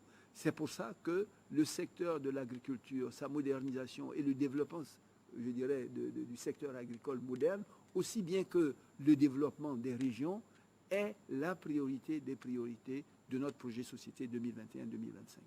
Quand on analyse votre bilan, on réalise que votre action a été dirigée beaucoup plus vers la réalisation des infrastructures, notamment les routes. Ce qui fait dire à certains Ivoiriens, on ne mange pas la route, ou encore, on ne mange pas de goudron. Au final, pensez-vous que le choix stratégique était le bon? Alors, pour reprendre votre boutade, je dirais que les mêmes Ivoiriens disent qu'on ne mange pas la route, mais c'est la route qui vous fait manger. Voilà. Et si vous voulez, je pense que ça aussi, c'est un élément important. Il y a des choses comme ça qui se disent, c'est vrai, on le laisse, mais il y a des moments où vraiment il faut faire un peu de pédagogie et essayer, avec, je dirais, tous les acteurs de la société, bien comprendre, je dirais, le phénomène du développement dans son ensemble. Les trois piliers sur lesquels le président Houphouët a assis son développement au cours des 20 premières années qui l'ont amené au miracle, c'était l'agriculture, c'était le capital humain, donc les ressources humaines, et c'était les infrastructures. Parce que quand un privé doit venir s'installer, lui, il peut venir avec son usine, mais ce n'est pas lui qui va faire les routes qui mènent à son usine ou à son champ. Ce n'est pas lui qui va amener l'électricité. Ce n'est pas lui qui va amener l'eau. Ça veut dire que si vous voulez développer votre pays, si vous voulez donc développer son secteur privé, puisque c'est lui qui est créateur de richesses et d'emplois, vous devez d'abord développer vos infrastructures, qui sont quelque part, voilà, le soubassement. C'est comme si vous construisez une maison, la fondation, ce sont les infrastructures. Parce que si vous n'avez pas l'infrastructure, vous n'avez pas de développement de secteur privé, vous n'avez pas de richesse, et vous n'avez pas de ressources qui vous permettent de vous occuper de l'éducation et de la santé. Parce que l'État n'est pas là et l'argent ne tombe pas du ciel. L'État lui-même tire ses ressources du secteur privé. Donc s'il ne concourt pas au développement de ce secteur privé, il prend son argent où pour faire autre chose. Or, construire la route, construire l'énergie, construire l'eau, c'est ça qui amène le secteur privé qui amène la richesse, secteur privé qui amène les emplois, secteur privé qui amène les ressources pour l'État et qui permet à l'État de se développer. Donc je crois qu'il faut garder ça en esprit. C'est pour ça, quand je vous disais tout à l'heure, je faisais l'introduction, je vous disais, dès qu'on est sorti de la crise, un des premiers axes du président, qui est un fin connaisseur de ces principes de développement, a dit, remettons à niveau notre infrastructure le plus rapidement possible. Vous savez qu'on est resté, quand je vous dis qu'on est tombé si bas, qu'est-ce qui s'est passé? C'est que pendant 30 ans, non seulement on n'a pas accru en développement, mais on n'a même pas été capable d'entretenir ce que Houphouët a fait. Aujourd'hui, vous voyez certaines infrastructures qui, il y a 40 ans en arrière, avaient une allure qui n'a absolument rien à voir aujourd'hui. Ce retard-là, il faut le rattraper. C'est pour ça qu'on dit qu'il faut aller 2 fois plus vite, 2 fois plus loin, 2 fois plus haut. Si on va à une vitesse normale, on n'y arrivera pas. Et tous ensemble. Donc oui, les infrastructures sont nécessaires. Moi, je vous dis, parce que j'ai été ministre des Infrastructures, donc en tant que ministre des Infrastructures, je peux vous dire que pendant des années, je sillonnais le pays, je rencontrais les populations ici et là, et vous savez, j'ai été extrêmement frappé par une chose, ça m'a toujours surpris, parce que j'avais en charge l'eau et j'avais en charge les routes. Quand j'arrivais dans un village où il n'y avait ni eau, ni électricité, ni route, et que je disais aux populations, de quoi vous avez besoin? Vous savez ce qu'elles me répondaient? Non. La route. Aussi par exemple. J'ai dit, mais vous n'avez même pas d'eau. Ils disent, non, on peut se débrouiller, on va au village. Mais la route, c'est notre source de production de richesse. Parce que si notre piste est fermée, on ne peut plus aller au champ. Si on ne peut plus aller au champ, on ne peut plus produire, on ne peut plus venir vendre, on n'a pas d'argent, on ne fait rien. Donc, dans nos besoins, c'est la route qui est primordiale. Si on n'est pas capable de faire notre culture, d'évacuer notre culture, ben on reste dans la pauvreté. Donc c'est vrai que de loin, on vit en ville, on voit le goudron comme une route qu'on prend de la maison pour aller au travail, pour revenir. Non, la route est un instrument de développement et la population rurale le sait. Quand le président fait ces voyages-là, vous faites partie de ces voyages quelque part à l'intérieur, ces voyages d'État, 2-3 jours, où on remet à niveau les voiries, les routes. Mais quand vous regardez les populations, elles sont en liesse et dans une joie. Donc les populations, elles ont cette connaissance pratique, je dirais, du développement. Et pour elles, la route, le goudron, c'est ça qui donne à manger. Alors, monsieur le ministre, sur le goudron, je pense que les téléspectateurs nous en voudraient de ne pas poser cette question. Alors, c'est vrai que beaucoup a été fait en matière d'infrastructure, mais aussi il y a des critiques sur la qualité. Vous êtes un technicien de la route, vous avez fait plein de routes. Alors, sur la qualité du bitume, certains qualifient même, certains raillent le bitume qui a été posé, on le qualifie de bitume biodégradable. Comment est-ce que vous expliquez cela? Oui, je l'ai entendu, Bon, d'abord, Est-ce que la qualité est un facteur dont vous tenez compte dans la construction bien de ces routes? sûr, la qualité est un secteur. Mais d'abord, quel intérêt d'aller faire une route qui va se dégrader? Il n'y en a aucun intérêt. Voilà. Mais je crois que les gens, quelquefois, font de l'excès. C'est-à-dire que j'ai peut-être fait, je ne sais pas moi, 5 ou 10 000 kilomètres de route. S'ils trouvent à un endroit un problème qui touche 500 mètres de route, ils prennent des photos, ils postent ça sur le net et ils disent, voilà, tout le travail est biodégradable. Ça ne se passe pas comme ça. Plusieurs facteurs peuvent expliquer, je dirais, cela. Un premier facteur, c'est que souvent, il y a des zones dans lesquelles on construit, je dirais, des routes pour lesquelles on évalue le trafic. C'est-à-dire, on dit ici, il y a 500 voitures qui vont passer par jour. Ou bien on dit ici, cette route-là qui va à l'intérieur, les camions vont passer, ce sont des camions qui auront 13 tonnes à charge. Mais ce qui se passe, c'est que dans les quartiers où vous êtes, très rapidement, pour des problèmes d'urbanisation, les gens se retrouvent à avoir pas 500, mais 1500 demi-véhicules jour. Mais la structure de la chaussée n'a pas été dimensionnée pour ça. Donc normalement, il faut réinvestir pour mettre une autre couche. Pour peu que vous le fassiez, vous avez un problème. La deuxième chose, je dirais, ce sont les camions. Vous avez des camions, un problème de surcharge. On construit une route pour porter un camion qui doit avoir 13 tonnes à l'essieu. Les gens font le double du poids. Et ça fait que la route se défonce plus rapidement. C'est pour ça qu'on a mis, je dirais, ces mesures-là au niveau régional, de chercher à mettre des stations de pesage, etc. Le troisième phénomène, c'est le phénomène de l'eau. Le premier ennemi de la route, c'est l'eau. Donc, quand on commence à construire une route revêtue, la première chose qu'on fait, c'est de regarder où l'eau va passer, je dirais, pour que l'eau ne vienne pas sur le bitume et ne l'emporte pas. Parce que la force de l'eau est capable d'emporter tout. On met donc des structures d'assainissement. Mais ces structures d'assainissement, elles sont conçues pour avoir une certaine taille. On dit ici, voilà telle quantité d'eau qui va passer parce qu'il pleut comme ça, etc. Mais les phénomènes d'urbanisation, quelquefois sauvages, les gens ils construisent, je dis là où il ne faut pas construire, il n'y a pas d'assainissement, etc., fait que l'eau ne passe pas là où il doit passer, pas dans les canalisations, et on arrive à des inondations, à ce que vous savez, et dès que de l'eau stationne sur une route bitumée 3 jours en permanence, le 4e jour, la première voiture qui vient, eh bien, elle emporte la route. Donc, il y a plusieurs facteurs qui expliquent cela. Aujourd'hui, je dirais, on a réglé un certain nombre de problèmes. Le gros problème, c'est le problème d'assainissement. Tant que vous n'avez pas un assainissement adéquat, c'est difficile d'avoir des routes qui tiennent la route. Donc, d'énormes travaux ont été faits de casser les maisons qui bouchaient les trous d'égout, d'améliorer les canalisations d'assainissement. L'eau s'écoule normalement, les routes sont protégées, donc on a de meilleurs résultats. Mais honnêtement, je vous le dis, ça touche à moins de 1% des cas. Mais ce 1%-là, certaines personnes mal intentionnées, par contre moi, mais je dirais d'une façon générale, le grossissent à un point tel que vous avez l'impression que c'est l'ensemble de votre réseau qui est dans cet état-là. Je vous rassure. Il met à mal leur fluidité.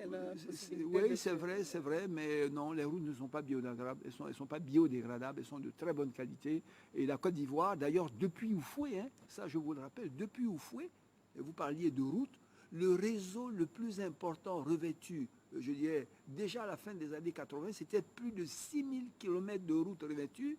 Il n'y avait pas un pays du continent qui avait ça, à part l'Afrique du Sud. Donc, sur la question des routes, Oufoué a été vraiment le précurseur, et après lui, je crois, on continue, dans des routes, je dirais, de très bonne qualité, madame, pas biodégradables. Non biodégradables. Allez-y, Jérôme. Monsieur le ministre, vous semblez dire que le choix d'investir dans les infrastructures est le meilleur choix, c'est ce que vous dites.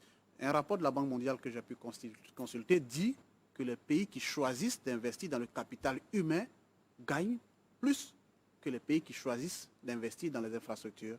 Quel commentaire? Alors, si vous voulez, bien sûr, quand on a parlé d'infrastructure tout à l'heure, on a parlé essentiellement, on s'est restreint à l'infrastructure routière. Mais en général, quand on parle d'infrastructure, on parle de routes, on parle de ports, on parle d'aéroports, on parle de chemin de fer et on parle d'énergie. Alors c'est vrai, le capital humain est important. Mais quand vous n'avez pas de ports pour pouvoir évacuer vos produits. L'homme compétent qui a fabriqué un produit de qualité, il mange son produit, il garde ça sur lui, comment il fait? Quand vous n'avez pas des infrastructures de base qui vous permettent d'avoir un aéroport performant, si par exemple vous faites de l'horticulture et que tous les jours vous devez envoyer à Rungis ou à Amsterdam des fleurs fraîches coupées, vous faites comment? Peut-être que les deux vont ensemble. L'un ne va pas aller sans l'autre. Mais c'est pour ça que je vous disais que les trois piliers sur lesquels le président Houphouët a fondé le miracle ivoirien, c'est l'agriculture, parce que à cette époque-là, il avait de la forêt de façon abondante, et par rapport au marché international, il pouvait avoir des revenus importants pour investir. Et que le deuxième, c'était, je dirais, le capital humain, et que le troisième, c'était les infrastructures, parce que toute cette richesse, puisque vous êtes un pays d'exportation, si vous n'avez pas de route qui désenclave, comment est-ce que vous exportez? Si vous n'avez pas de port, si vous n'avez pas d'aéroport. Donc, je crois qu'il ne faut pas rentrer dans des jugements rapides comme ça. Et puis, il faut faire attention. À un moment donné, je vous disais que nous, aujourd'hui, on est dans un changement de paradigme. Mais quand nous avons eu ces crises à la fin des années 80, et que depuis, l'État se restreint dans un rôle où il ne s'investit pas dans ce qu'ils appellent le secteur marchand, c'est-à-dire le secteur productif. Mais on est là, on fait du surplace. D'accord? Donc, ce qu'il faut, les bailleurs de fonds disent ce qu'ils disent, mais à un moment donné, on a des experts, on a des compétences, un pays fait des choix, il assume ses responsabilités, un bailleur de fonds vous donne un conseil, mais un bailleur de fonds ne développe pas votre pays. Quelqu'un ne viendra pas de l'extérieur pour développer un pays qui est le vôtre. L'ambition, le rêve, il est d'abord porté par les nationaux.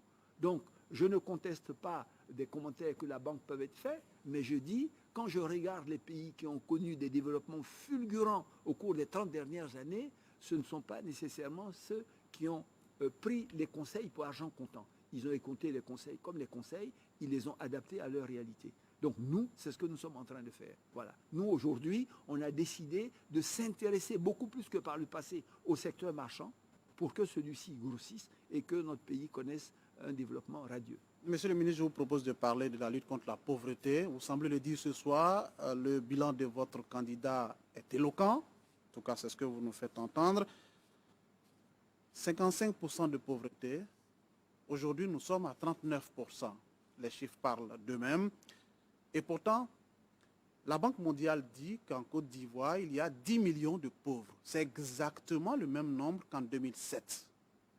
Est-ce qu'il faut se réjouir de la performance de 55 à 39 quand on a ces chiffres?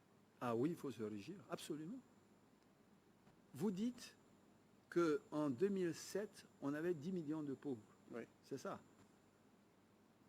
Et qu'en 2020, pratiquement, on a 10 millions de pauvres. Oui.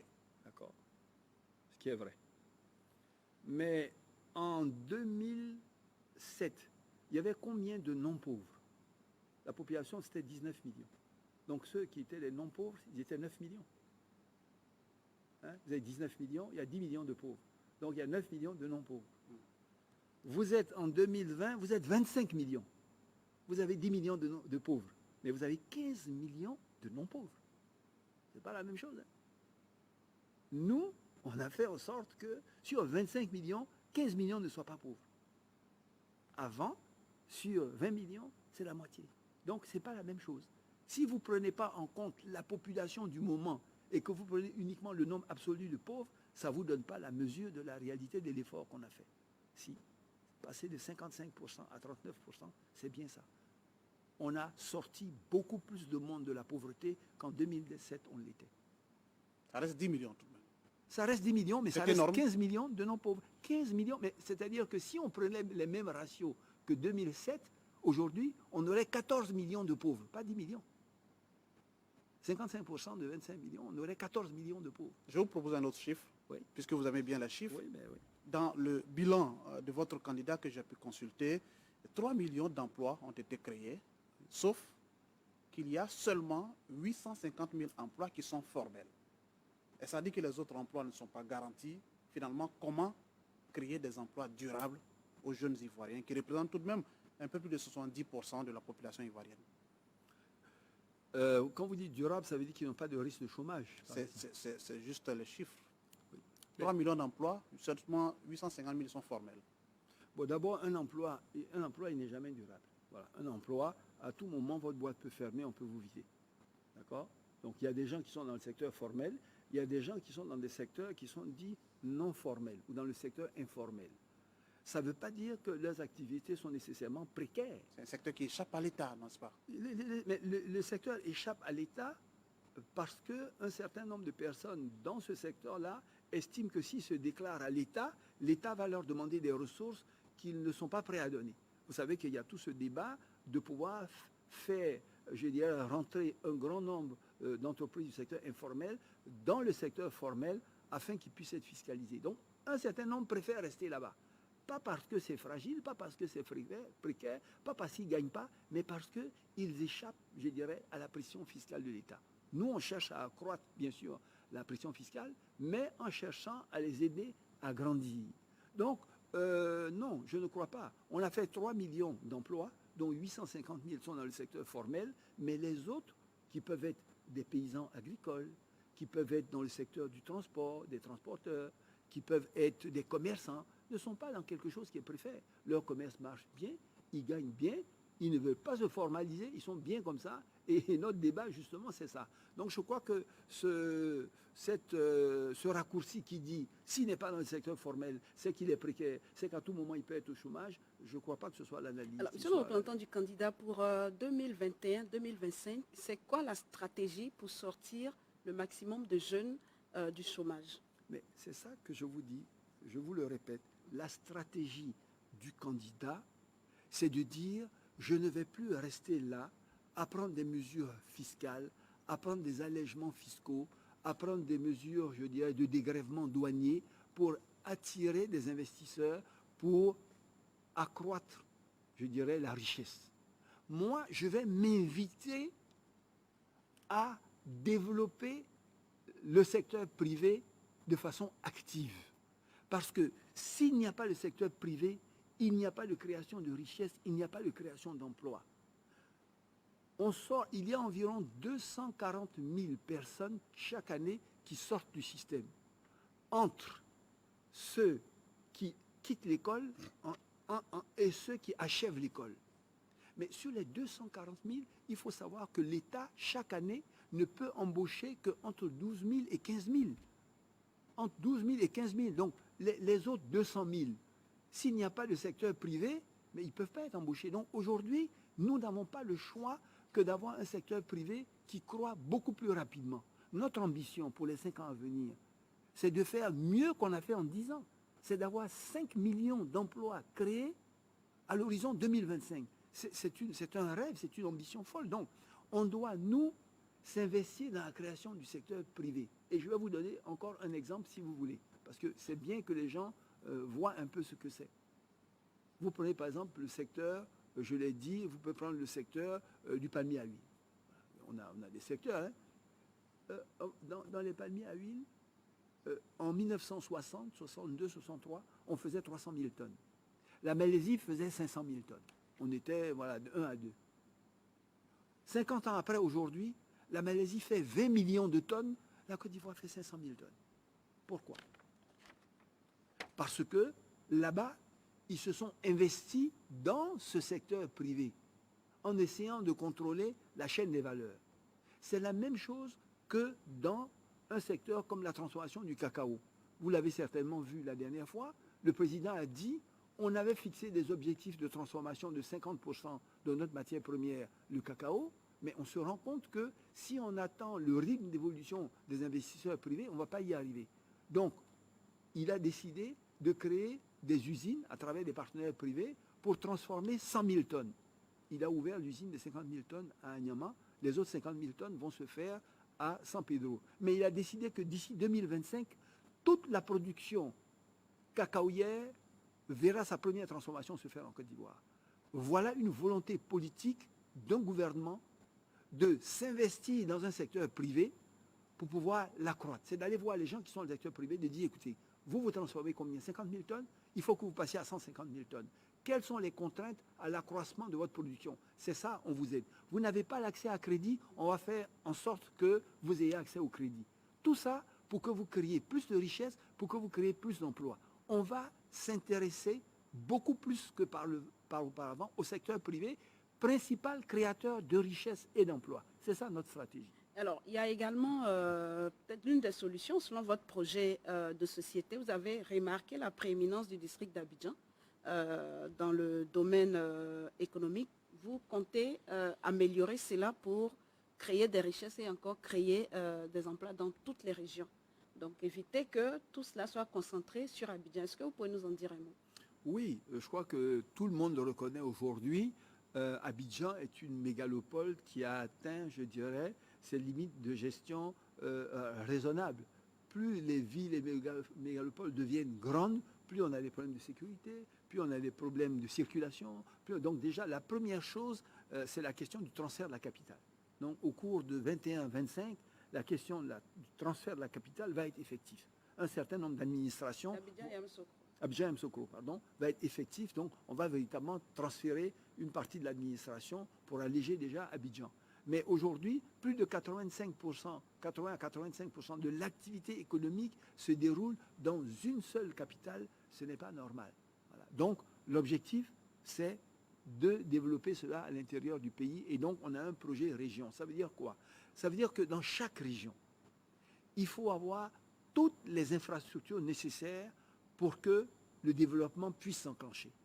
Il faut avoir, je dirais, des lycées scientifiques, je dirais, d'excellence, des lycées professionnels, il faut avoir des facultés en fonction des filières dans lesquelles elles sont, il faut avoir des centres, je dirais, de santé, il faut avoir, je dirais, des centres, des bureaux, je dirais, d'aide à la création d'entreprises, il faut avoir toutes les commodités des logements, des transports, toutes les commodités qui en font une petite ville dans laquelle les gens peuvent être intéressés à créer des activités.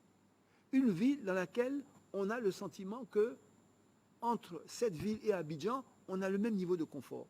On circule sur des voies qui sont bitumées, on a un niveau de sécurité, un commissariat, une police qui sont comme si on était à Abidjan, où on a la possibilité d'être connecté au monde en termes, je dirais, d'Internet, etc., où on a toutes les facilités qu'il faut pour pouvoir effectivement créer de la richesse, de façon à ce que les investisseurs ne s'accumulent pas à Abidjan, que lorsqu'ils viennent, ces secteurs-là aussi puissent les intéresser.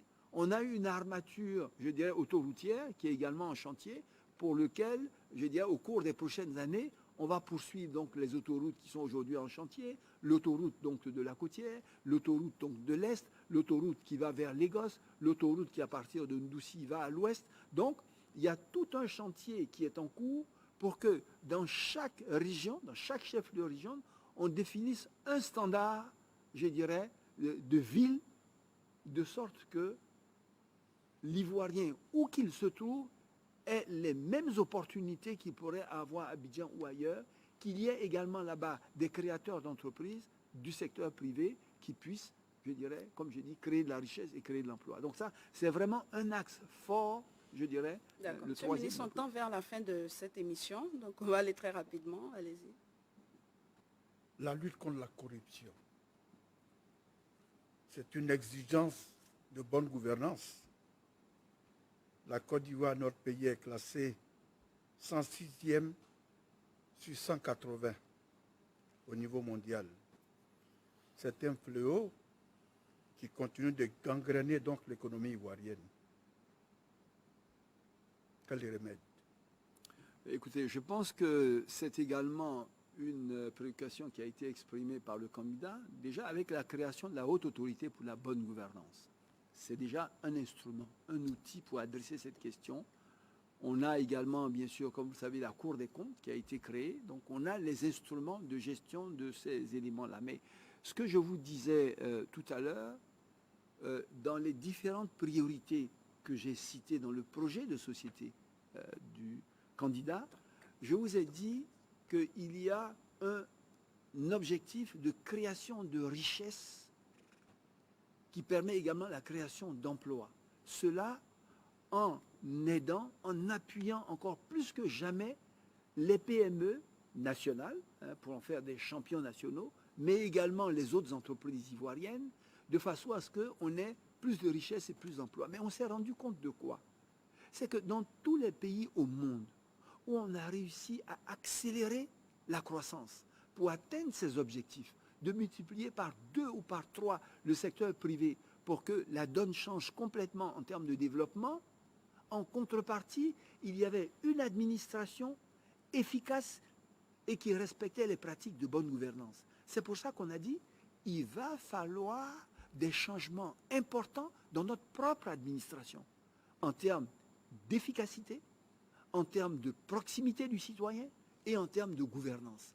Il y a des choses qui ne pourront plus être acceptées, sinon, ce n'est pas la peine de dire qu'on est en train de développer, d'avoir le projet qu'on est en train que vous d'avoir. parlez de méritocratie dans votre projet de société. On Oui. va passer la parole à Jérôme pour sa question sur la santé. Justement, qu'est-ce que vous feriez, monsieur le ministre, au niveau de la santé? Les Ivoiriens reprochent quelquefois à nos dirigeants d'aller se soigner ailleurs. Comment faire en sorte que les hôpitaux plateau d'ailleurs technique. puissent se retrouver chez nous?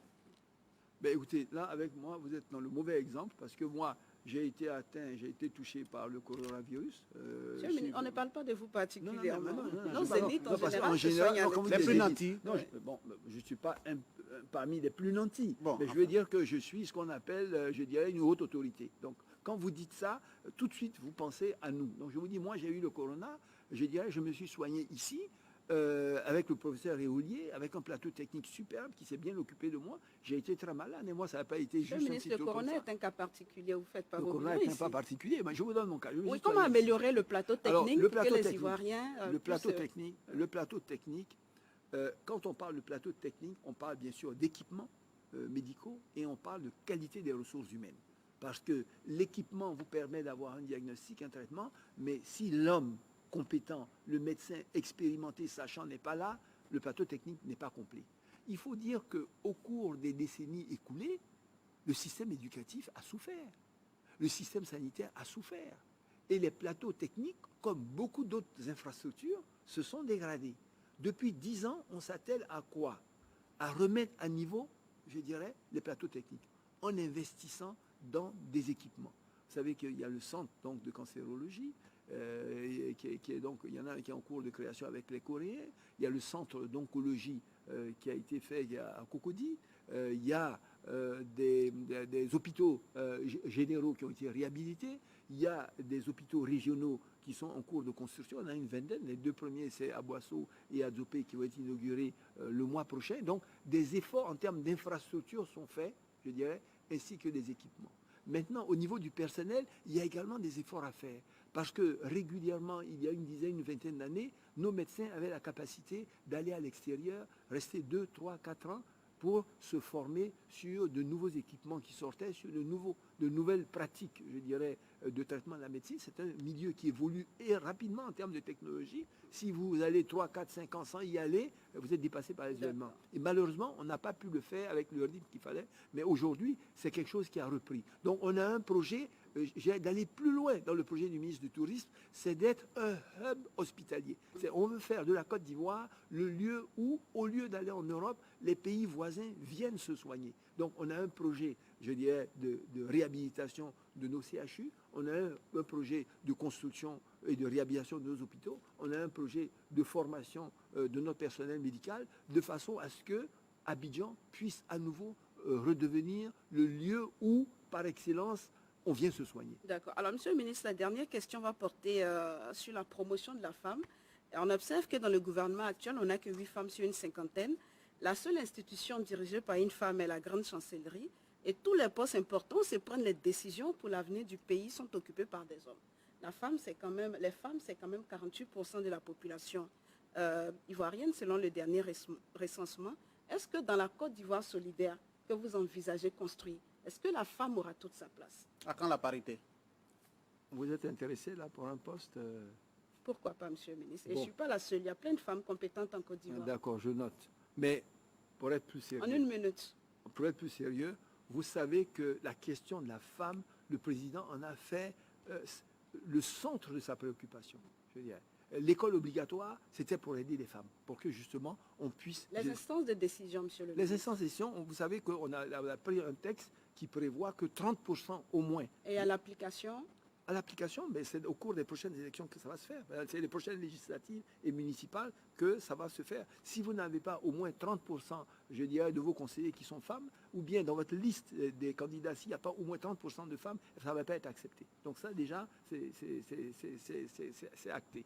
La deuxième chose, c'est qu'on souffre d'un problème. Comme dans le système scolaire, parce que la femme est défavorisée à partir du collège, elle atteint un âge où souvent la mère, dans le milieu rural, veut qu'elle reste avec elle. Donc souvent, la femme, ou alors pour des raisons de ménage, elle préfère rester et laisser son mari avoir une progression de carrière. Au niveau culturel et psychologique, la femme elle-même n'est pas dans une logique où son ambition a été d'être celle-là. Ça fait que dans ma région, ailleurs, quand on vous dit de trouver le quota de 30%, on a commencé déjà nous à réfléchir, on cherche. D'accord. Alors, donc, monsieur le ministre, on est d'accord, c'est une ambition. Je veux dire, on fera en sorte de tenir compte de vos remarques, mais je peux vous dire que sur ce terrain-là, le président, il est déjà convaincu. Vous direz à votre candidat que les femmes vous attendent si éventuellement il est élu à la tête du pays. Alors la toute dernière question, vous savez, c'est vous elles qui sont permettre les de électrices conclure. les plus fiables, les femmes. Vous Vous savez, permettre de fidèles. conclure, monsieur le Donc, ministre, bien sûr, en on va une penser minute. à elles. Est-ce que vous pouvez nous expliquer pourquoi votre candidat se présente comme le meilleur? Quels sont ses atouts? Mais écoutez, moi, quand je viens de vous dire, je dirais, l'histoire de la Côte d'Ivoire de ces 60 dernières années, vous ne retenez que deux noms. Félix Houphouët-Boigny et Alassane Ouattara. Félix Houphouët-Boigny qui a amené la Côte d'Ivoire, je dirais, au sommet au bout de 20 ans.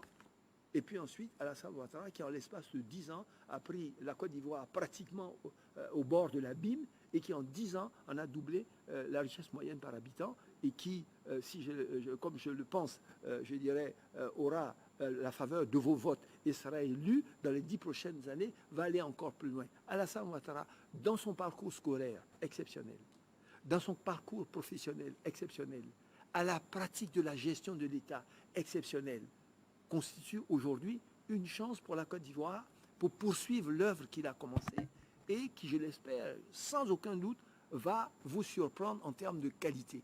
Il est le meilleur candidat, il est la meilleure solution pour la Côte d'Ivoire et je pense qu'on a tout intérêt à parier sur cet homme parce que, à la vérité, l'alternative, c'est quoi?